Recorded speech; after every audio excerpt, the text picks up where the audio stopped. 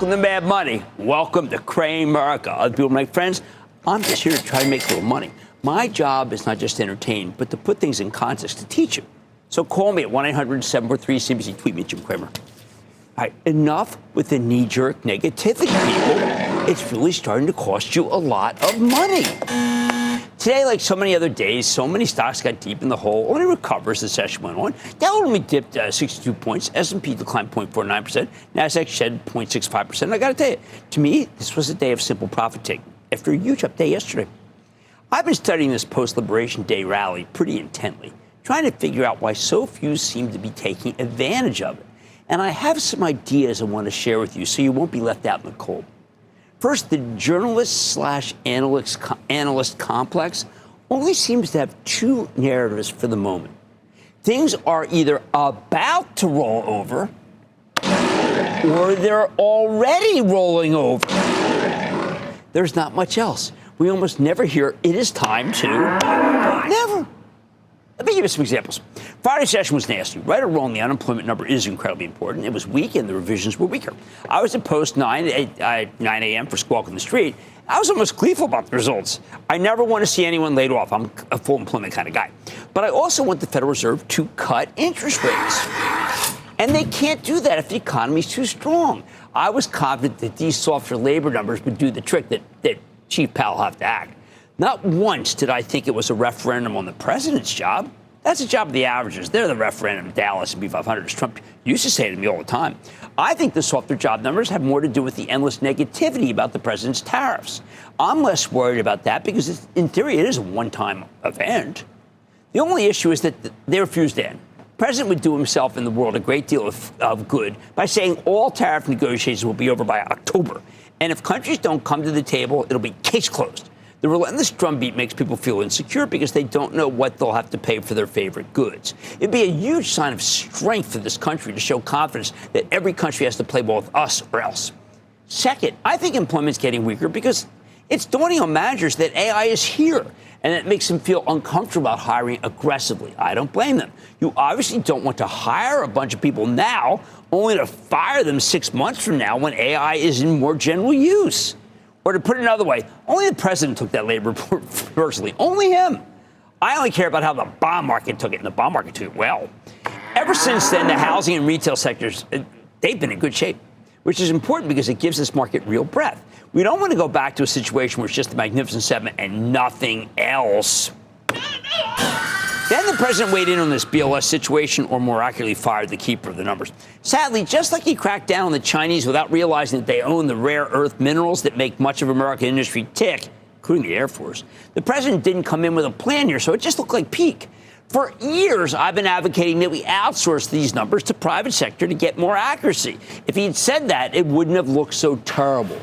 But we need to stop freaking out about the optics of this presidency. Which brings me back to the horrendous negativity from Friday.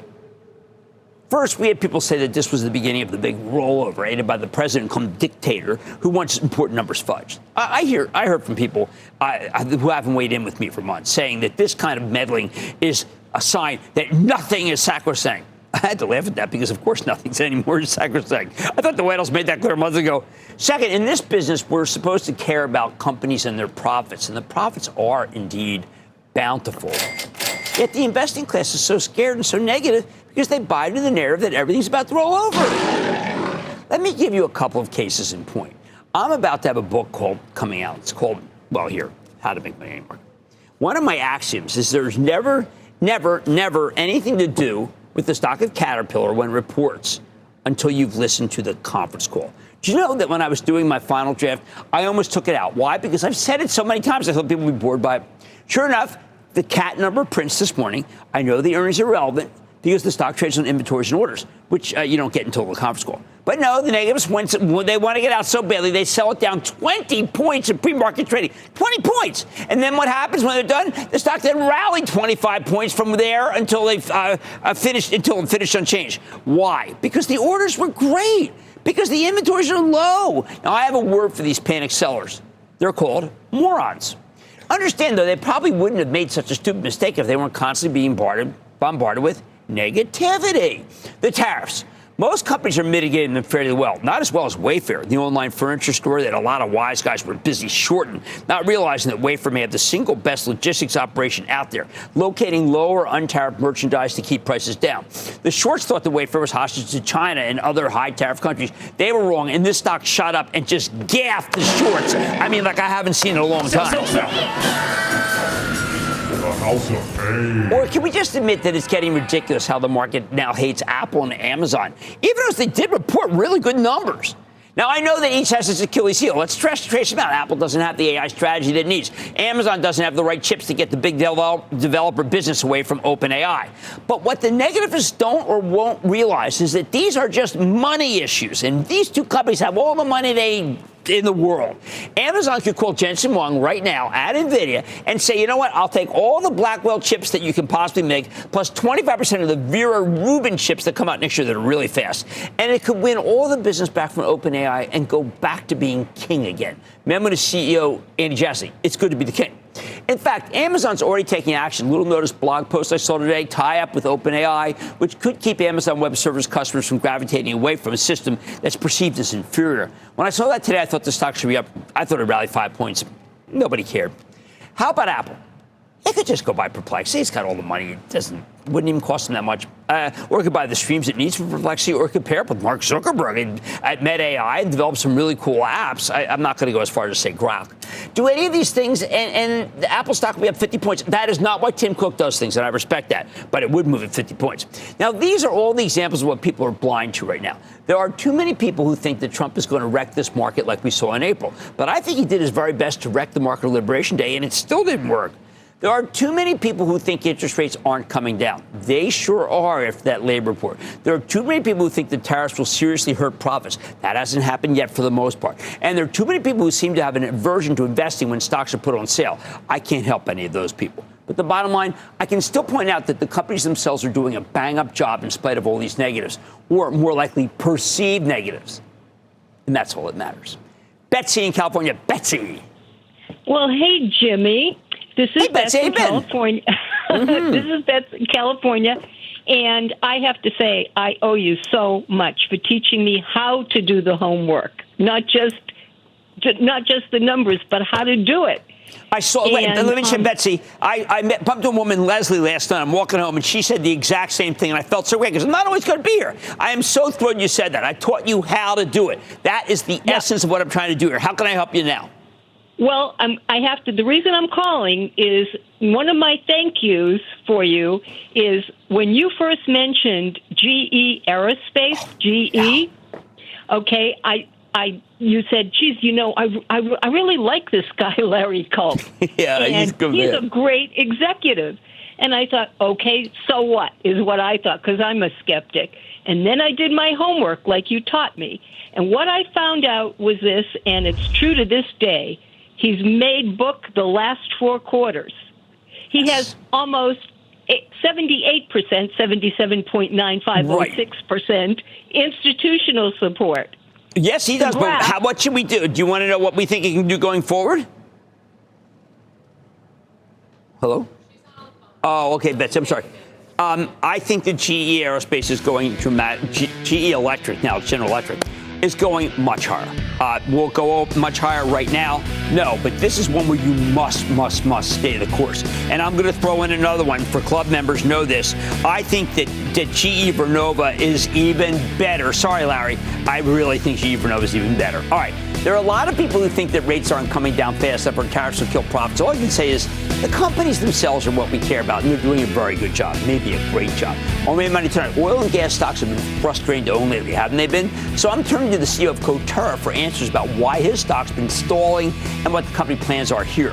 Then, is Spotify playing the right tracks in this ad space? You know the stock's been weaker lately. I'm sharing whether or not I'm still pressing play on the stock.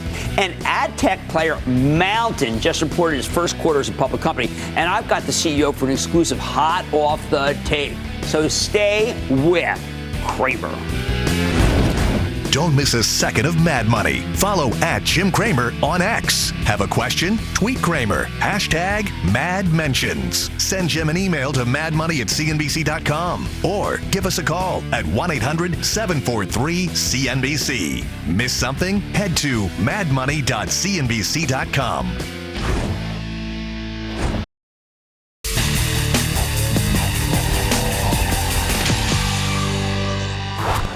Last night, we got results from the only energy holding in my charitable trust, which is called Coterra Energy. It's an oil and gas exploration production company. Frankly, it's been a little frustrating to own. I mean, even though management executes well and the stock sports a 3.6% yield, it has a hard time getting traction, as do many of the oil and gas stocks. In the last 24 hours, the company reported a really fine set of numbers, 3-cent earnings beat, better than expected cash flow, really terrific cash flow, thanks primarily to strong production. Management also gave good production guidance for the current quarter, raised its full-year forecast. They also raised their capital expenditure forecast. Basically, they're producing more oil, but they have to spend a little more gas, too. But after initially trading higher, then it turned down, and then it went back up. But frankly, in the end, it's an energy company. And right now, energy companies, they're very tough to own. Finished the day up 1.6%, though. So what the heck do we do with this one, even as it's the best of the best? Let's check in with Tom Jordan, the chairman, president, and CEO of Coterra Energy. Get a better read of the situation. Mr. Jordan, welcome back to Mad Money.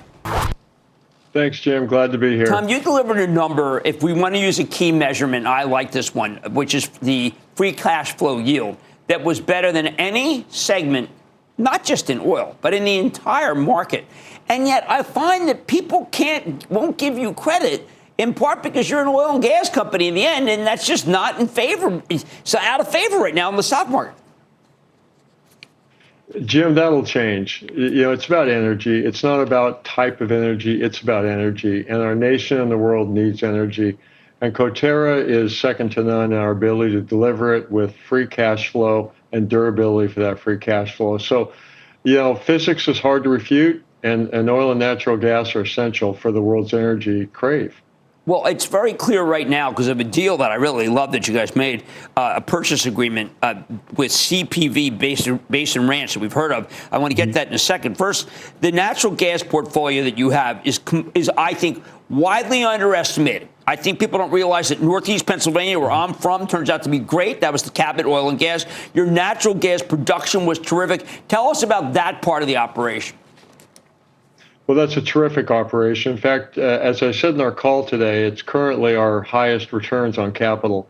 We're drilling some phenomenal wells, really bringing on tremendous low-cost volumes.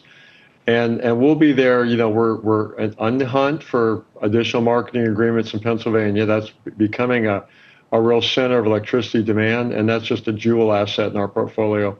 Now, also, the idea that you basically you're selling 50 million cubic feet of gas per day to a power plant, and then you also have the right to purchase up to 250 megawatts per day of power from the facility. These are the kinds of deals that are going to power this country, aren't they? Well, that second point was, I think, one of the critical ones. Not only is our sale at a really nice power pricing, it's not denominated in terms of natural gas. The price is denominated in terms of power. But our ability to purchase that additional electricity really secures us an electricity supply for our own operations in the Permian Basin. Electricity is becoming tighter and tighter, and so having access to that power will be important to us. Now, this morning on his own earnings call, Diamondback Energy, Matthew Huff, he's a smart guy, said there's still a lot of firms that see oil prices as much lower next year.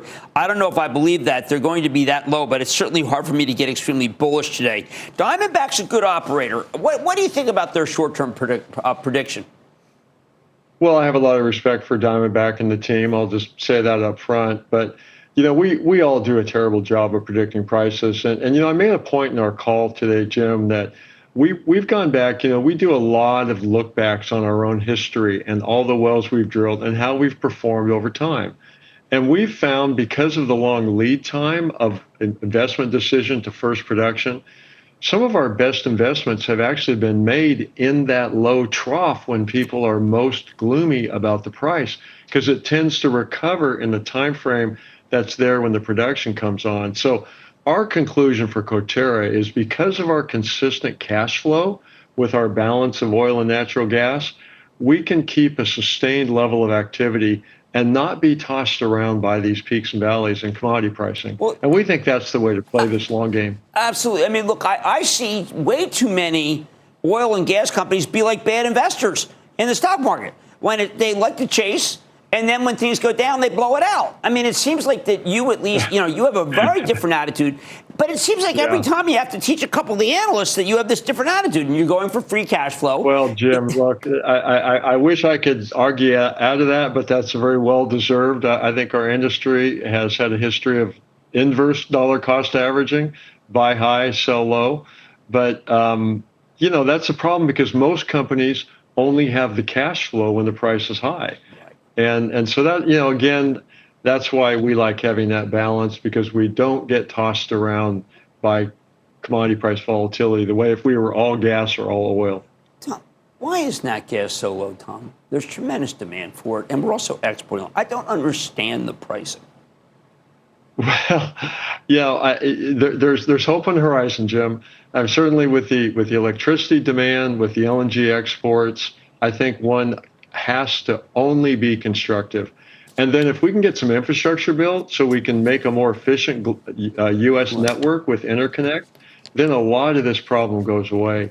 The problem with natural gas is we have separate constrained basins because of our inability to build infrastructure. It's nutty. It needs to stop, and I hope that we'll get some infrastructure built in this country. Okay, one last thing. You bought some great properties, but they have also, I think, must have been why you've cut back the buyback. $500 million buyback at this point. Now you're up $47 million. Last year, $500 million.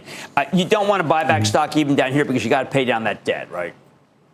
We do. We love them both, but right now we think our best positioning is let's get that debt paid down. We're on track. We think we'll retire that $1 billion term note this year, and then we'll be back aggressive buyback. I mean, it's not either or. It's just staging. Right. And we think we're better positioned for taking opportunity in the future if we buy that debt down. Well, I agree. I'm a very conservative investor, and I think you are too. Tom Jordan, Chair, President, and CEO of Coterra Energy. Thank you for being on the show, Tom. Appreciate it. Always good to see you. Thank you, Jim. Thank you. Mad Money's back after the break. Coming up, shares of Spotify have pulled back recently, but Cramer's plugging in to see if a bounce back is coming up next on the playlist for the audio streaming giant.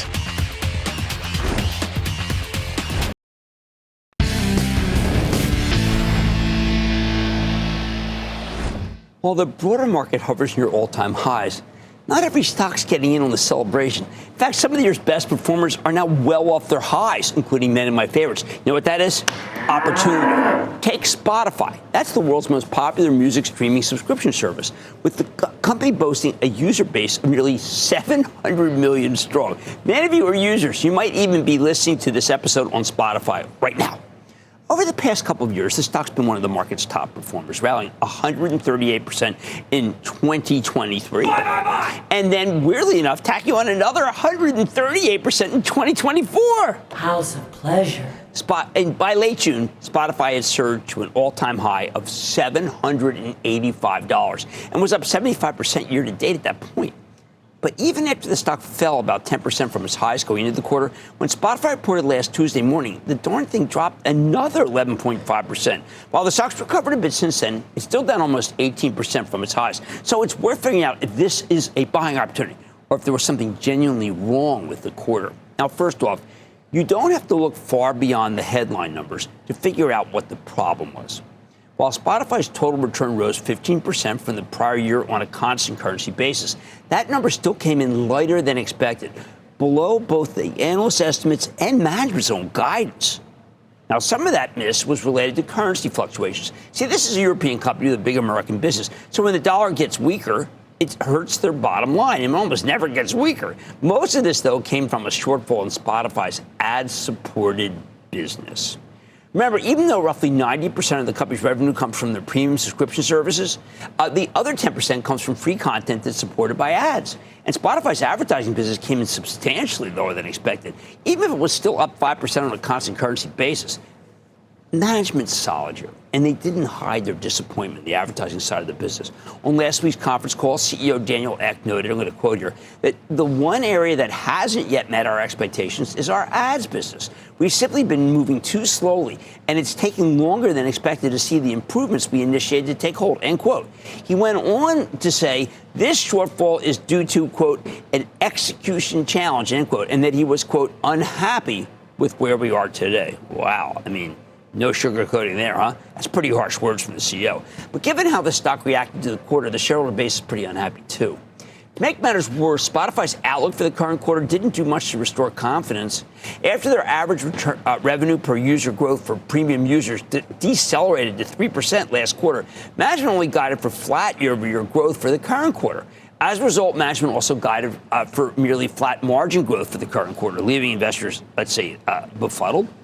So we know that the latest results missed the mark and the guidance for the current quarter didn't have much going for it. But is that enough reason to give up on a stock like Spotify that's been a serial outperformer for years? If it was still at 785, I'd throw in the towel. But down here at 647, I think that's another story. Even though Spotify came up short on some major line items, there were some still legitimate positives in the quarter. Monthly active users grew 11% year over year, reaching 696 million people, comfortably ahead of expectations. Premium subscriber growth also came in ahead of expectations, growing 12% to 276 million, about 3 million higher than the analysts were looking for. That used to be the key metric. It's hard to overstate how massive these numbers are. Based on the results we got, roughly 3% of the world's population is a paid subscriber to Spotify. Imagine believes they're only scratching the surface here. On the conference call, they reiterated their long-term ambition, what they call their big, hairy, audacious goal of reaching 1 billion subscribers. Management even said that they could see a path to eventually reaching 15% of the global population. Makes sense to me. This is the best streaming audio platform around. Now, it might be hard to imagine a company this big continuing to grow at a meaningful pace, especially when they already hold 45% of the subscription market share in the regions where they operate. 65% of all global music streams are happening on their platform. But you know what? Spotify's been able to get this big because it offers an incredible value proposition. For $11.99 per month in U.S., you can have access to over 100 million music tracks as well as 6.5 million podcast titles. Plus, Spotify's trying to expand beyond its audio. In 2024, they invested heavily in video. Now they host over 430,000 video podcasts. That's part of the business is growing fast. Video consumption is up 20 times faster than audio-only streaming. They've been cleaning up the audiobooks, too. Sure, people might roll their eyes when Spotify throws a few $100 million at Joe Rogan, but can you honestly say he's not at least a little responsible for doubling the growth in monthly average users since he joined the platform? Don't get me wrong, it's a lot of money. But unlike with music, Spotify doesn't have to pay high royalties. So the deal makes a bit more sense. And hey, it never hurts to have more content on the platform. If Taylor Swift can't make someone a subscriber, hey, maybe Joe Rogan can. Management also laid out a compelling case for how generative AI is enhancing their product experience.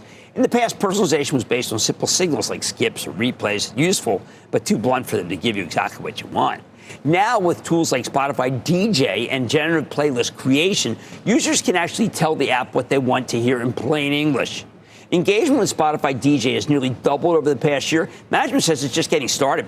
The better the experience, the more time users spend on the platform, and the longer they can keep you there, the more pricing power they have. Hey, speaking of pricing power, just yesterday, Spotify announced premium subscription price hikes in several regions outside the U.S., including parts of Europe, South Asia, and the Middle East, Africa, Latin America, and the Asia-Pacific region. We're talking about the price going from 11 euros to 12 euros. Maybe some users in Europe are unhappy, but with the stock jumping 5% on that news yesterday, it's clear the investors are thrilled. As for the ad business, even though last quarter was a letdown, I appreciate that management isn't sugarcoating it. They've acknowledged their shortcomings and laid out a plan to fix it. And look, despite the weakness in ad revenue, Spotify grew monthly active advertisers by 40% year over year. They also noted that most of the heavy lifting on their ad tech stack is now complete. You remember, Netflix wasn't that easy. Had a hard time doing this when they moved into it. Going forward, Spotify plans to focus on driving adoption, launching new advertising tools, and improving performance. They even said they're seeing early signs of progress in their programmatic ad sales business. That's pretty good, huh? One more positive. Spotify recently increased its buyback authorization from $1 billion to $2 billion, leaving about $1.9 billion still available. The company hasn't bought back stock since 2022. But this expanded repurchase authorization signals that I think they might be getting ready to buy their own shares right along with you. Buy. And yes, I'm well aware that Apple continues to invest in its own music offering. I use it. It's really getting better. And Amazon's in there too. You get theirs free with Prime. I use that one too. I never take competition with Apple or Amazon lightly, but Spotify is still the clear market leader for a reason. For now, nobody else comes close. So the bottom line here, in this kind of interesting, tough story, even though Spotify's latest quarter did indeed come up short, no one's denying that. I think total breakdown, the stock has created a tremendous buying opportunity, and this is a genuinely great franchise. Let's go to Mark in Pennsylvania. Mark. Hey, Jim. Lifelong booyah. Go Phillies. Go Birds. First-time caller, 18-year-old viewer, and a founding club member. Thank you so much for all that you do for us. Thank you. I'm so excited to speak. I feel like I spend my whole day with you with Squawk on the Street in the morning, then the club meeting, texts from you all day long about what's going on, and then finally Mad Money. You've created basically a comfortable retirement for me and my family, and I thank you. Well, Mark, I got to tell you, I do it for you. I do it for you. And I'm not kidding. People who know me, everybody who knows me knows who I do it for. I do it for you. How can I help you now?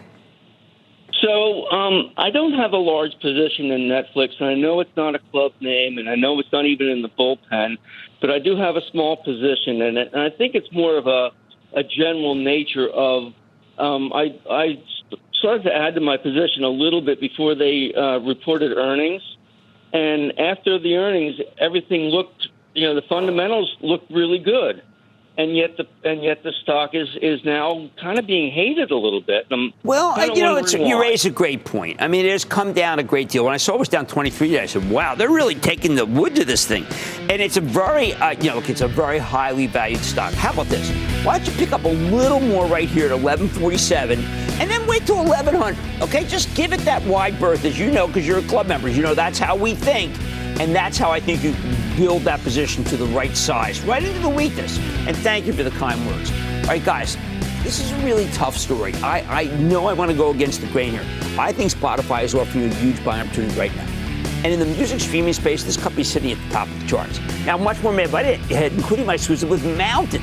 The ad tech company just posted its first earnings reports just going public. So is the performance TV pioneer living up to the hype? Or could Wall Street be primed to change the channel? I'm getting the latest from the CEO. And every time the market thinks that Palantir is overvalued, the company proves investors wrong. I'm sharing where I come down, and if I think the stock still has more room to run. Of course, all your calls rapid fire in tonight's edition of the Lightning Round. So stay with Cramer.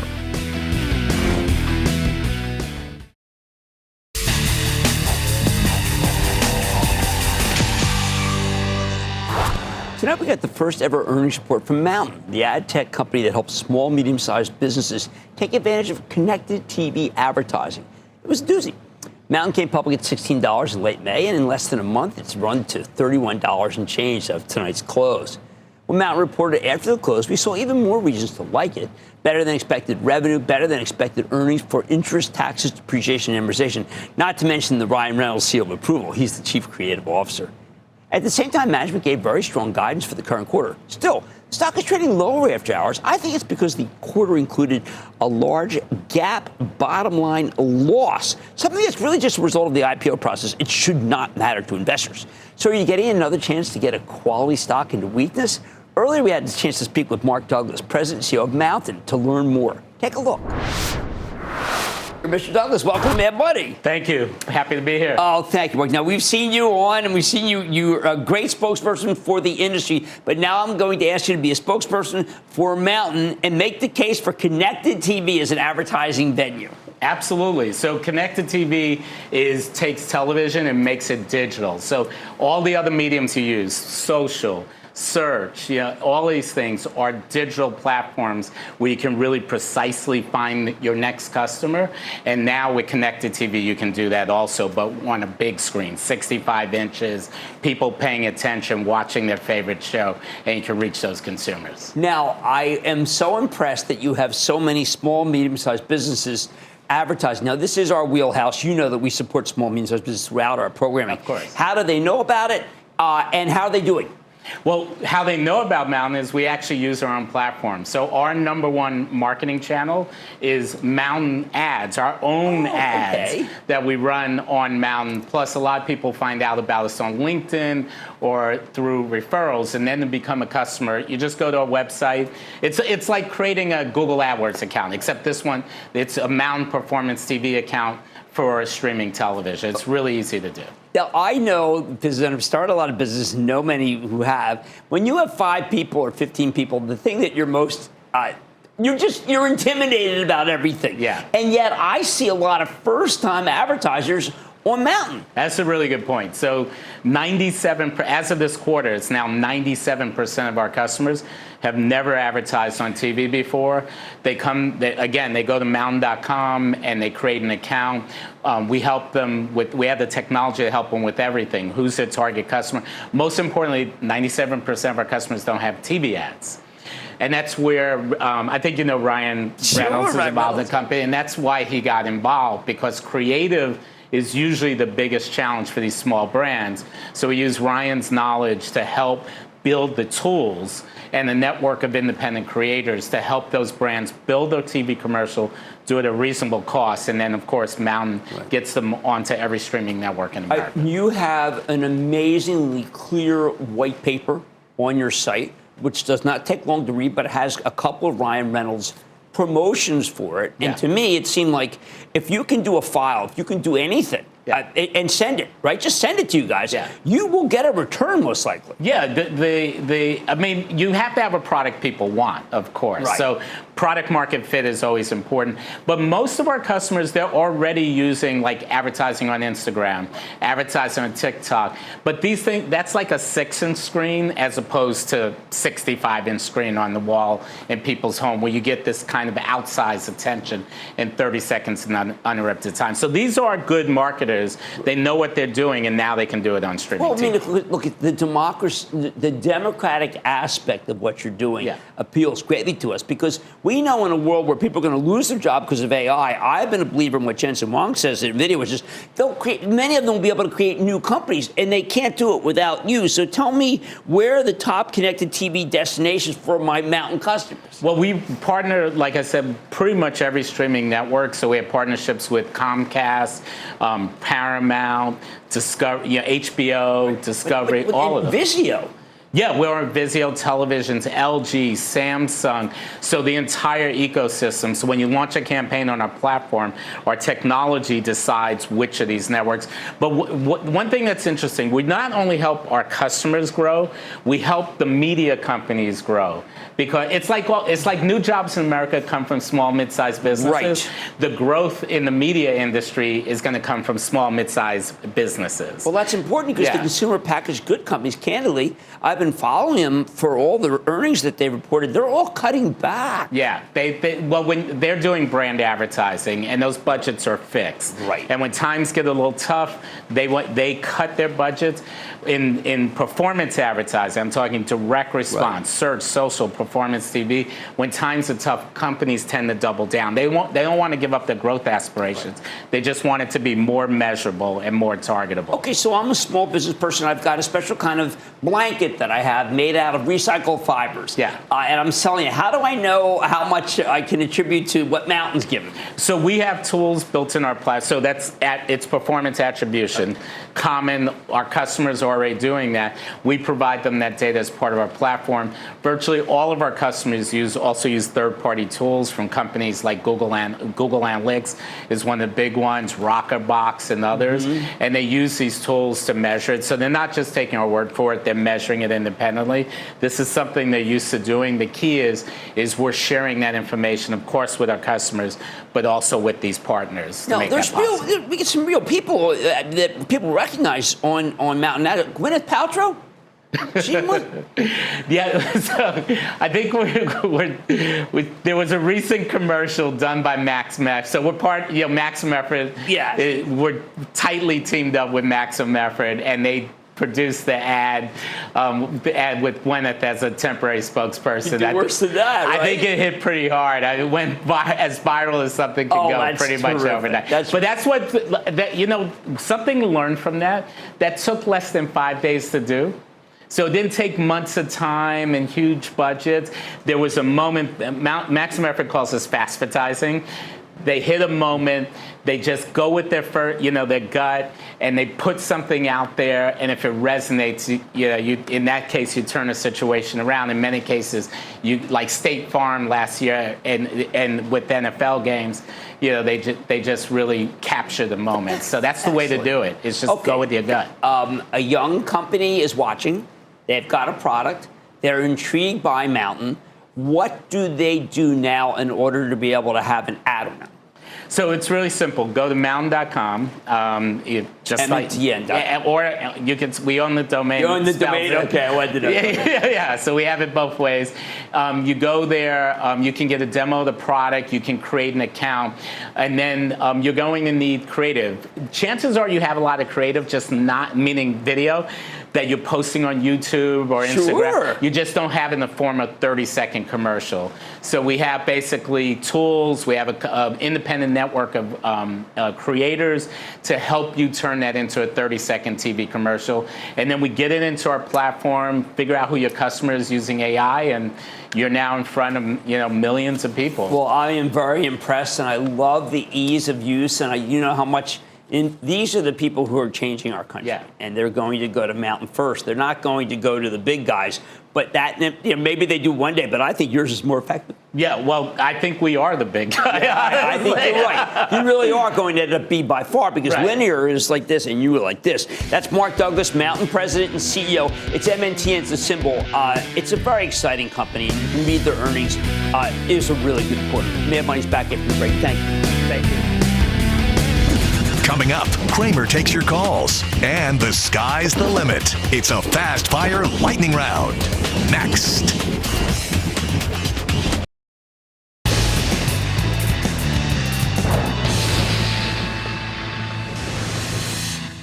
It is time. It's time for the lightning round. Play this up. And then the lightning round is over. Are you ready, Ski Daddy? Time the lightning round. Lobsang in Wisconsin. Lobsang.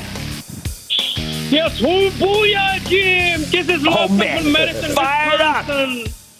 I have all right, let's have it. Requested Palo Alto is a buy here. We were going to buy some for the Channel Trust. I can't emphasize enough. The stock is now down from 210. I think you got a real good idea. Let's go to Joe in New Jersey. Joe. Hello, Mr. Cramer. Thank you for taking my call. Joe, how you been and where you been? How you been and where you been? I've been busy working, and I've been busy managing my money that I'm making. Sounds good. From the stocks. All right. Yeah. With a low PE, should I still continue to own Qualcomm? And by the way, I think Qualcomm could go up because tomorrow Skyworks reported a good number, which is highly unusual. Tomorrow, I think Qualcomm goes up, and then I want you to... No, we're not done. That's ridiculous. Let's go to Les in Ohio. Les. Hey, Jim, thanks for taking the call. Of course, you often say that you want to teach us and help us make money. Well, here's your chance, because I need some learning. Sure. I don't use this. I don't have any short-term use for this money, but I'm up over 800% with Robinhood. Do I sell? All right, now you made my life very easy. Here's what you do. You take out your cost basis. You sell your cost basis tomorrow, and then you can't lose. You're playing with the house's money, my friend, and you're going to really crush it. And that, ladies and gentlemen, conclusion of the Lightning Round. The Lightning Round is sponsored by Charles Schwab. Coming up, has Palantir's prolific rise changed the way to evaluate growth stocks? Cramer sharing where he comes down on the company's recent run. Next.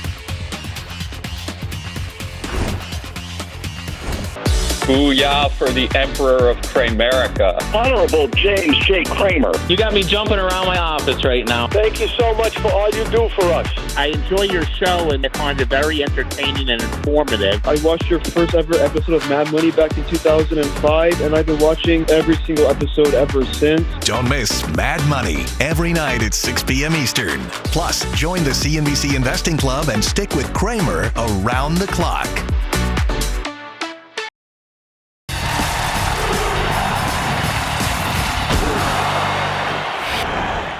Sometimes traditional stock analysis just lets you down.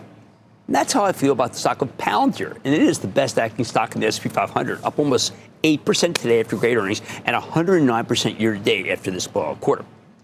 Palantir has bedeviled many of the analysts who covered the company ever since it came public almost 5 years ago.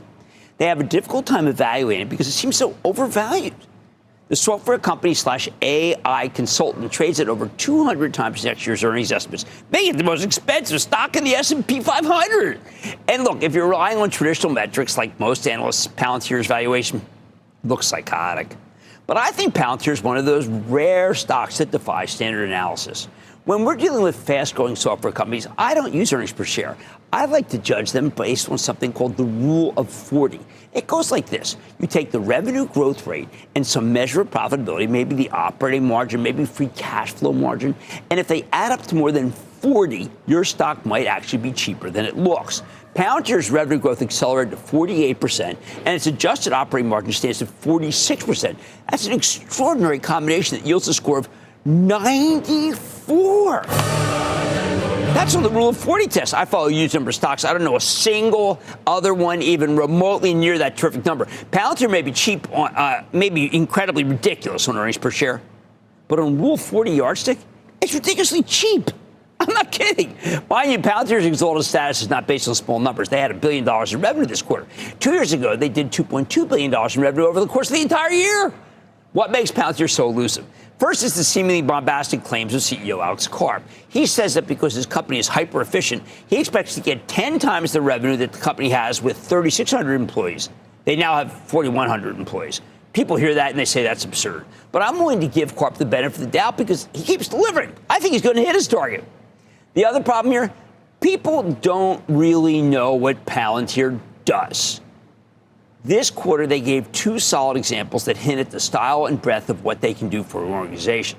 The chief revenue officer, Ryan Taylor, points out that Citigroup shared that the customer onboarding process and relevant know your customer and security checks that once took 9 days now take seconds, thanks in part to Palantir. Or how about this one? Quote, Fannie Mae recently announced they're working with Palantir, decreasing the time to uncover mortgage fraud from 2 months down to seconds, saving the U.S. housing market millions in future fraud losses, end quote. And yes, I am trying to be as dispassionate as possible because the rah-rah rhetoric and the special terms that the company uses to describe its business leave a lot of investors cold. I mean, who the heck talks about ontology in this business? When Karp says that the quarter is a, quote, once-in-a-generation, truly anomalous quarter, and we're very proud, and we're sorry that our haters were disappointed, but there are many more quarters to be disappointed, and we're working on that, too. He sounds like a paranoid maniac, but he's actually he's a sane speaker. The bluster has scared professional money managers away from the stock, even as it delights the amateurs who bid the stock up endlessly, both before and after the market. I've been behind it the whole way. When it was at $50, I said it would go to 100. When it got to 100, I said it would go to 150. And when it got to 150, as it did last month, I said it will go to 200. We're already well on our way. How did I know this? Because of the Rule of 40 valuation method, and it truly does work. Palantir might be able to keep working its magic for years. It's the steadiest high flower I've seen in ages. But if the stock's going to keep climbing, the bears need to keep betting against it. Those are the people who don't understand Palantir's greatness. They are the ones whose backs this remarkable run is built upon. Once all the bears become bulls, that's when you run out of upside. Fortunately, that hasn't nearly happened yet.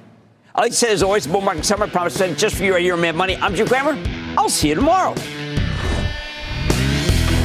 All opinions expressed by Jim Cramer on this podcast are solely Cramer's opinions and do not reflect the opinions of CNBC, NBC Universal, or their parent company or affiliates, and may have been previously disseminated by Cramer on television, radio, internet, or another medium. You should not treat any opinion expressed by Jim Cramer as a specific inducement to make a particular investment or follow a particular strategy, but only as an expression of his opinion. Cramer's opinions are based upon information he considers reliable, but neither CNBC nor its affiliates and or subsidiaries warrant its completeness or accuracy, and it should not be relied upon as such. To view the full Mad Money disclaimer, please visit cnbc.com/Mad Money disclaimer.